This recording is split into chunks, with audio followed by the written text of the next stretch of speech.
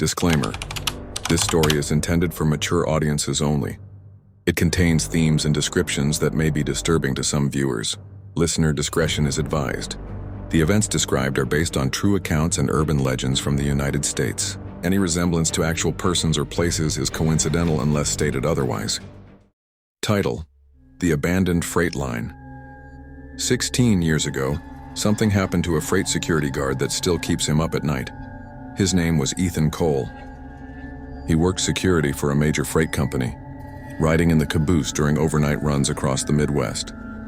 One night, after a grueling 8-hour shift, Ethan was told he'd have to pull another 6 hours. Exhausted, he leaned back in his seat in the small, dimly lit caboose.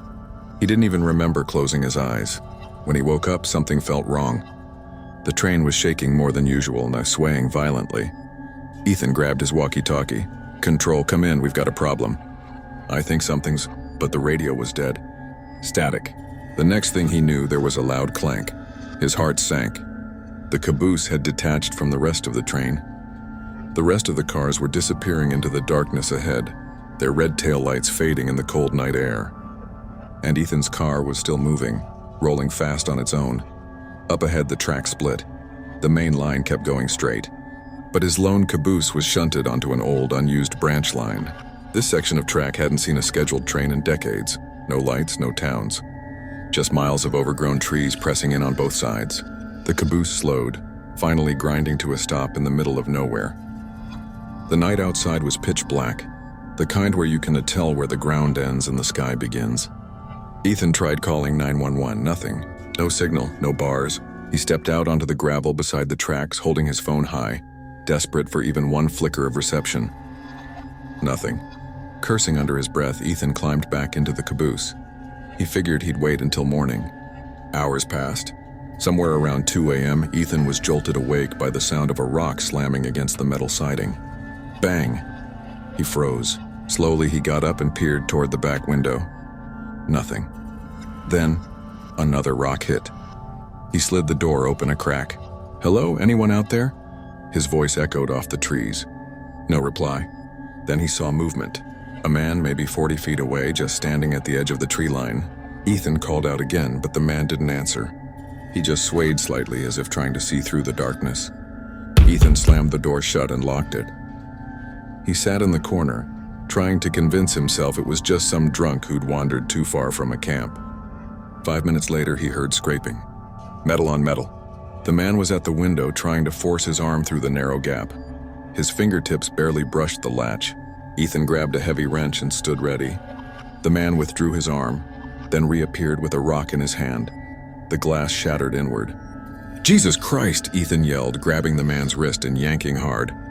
The man's head slammed against the metal frame with a sickening thunk. The stranger collapsed outside, groaning. Ethan quickly bound his wrists with a coil of rope from the supply box.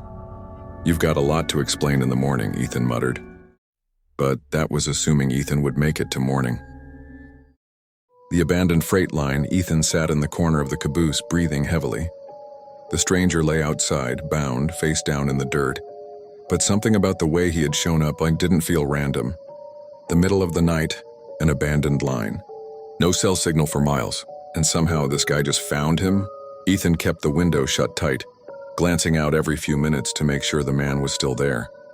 Around 3:10 a.m., Ethan noticed something strange. The man's head was tilted in an unnatural way, like he was listening. And then, he started smiling. Ethan's skin went cold. That smile didn't move, not even when a faint light appeared in the trees behind him. At first, Ethan thought it was a flashlight. But then, 2 more appeared. Then 3. Shapes began emerging from the darkness, figures. Ethan counted at least 5 people. They were walking in slow, deliberate steps toward the caboose, and none of them were talking. Ethan scrambled for the radio again. Static. He even tried his personal phone one last time. Nothing. The bound man on the ground started laughing. It was muffled at first, but then it grew louder, echoing in the woods until it didn't even sound human anymore. The figures reached the clearing and stopped about 20 feet from the caboose. One of them, a tall man in a torn flannel shirt, stepped forward and pointed directly at Ethan through the window. Ethan backed away, clutching the wrench in both hands. Suddenly, every single one of them moved at once, running at full speed toward the caboose. Ethan slammed the door shut and braced it with a steel bar. The whole caboose shook as they slammed into it. Hands slapped the glass. Fingers hooked through the narrow openings, trying to pry it apart.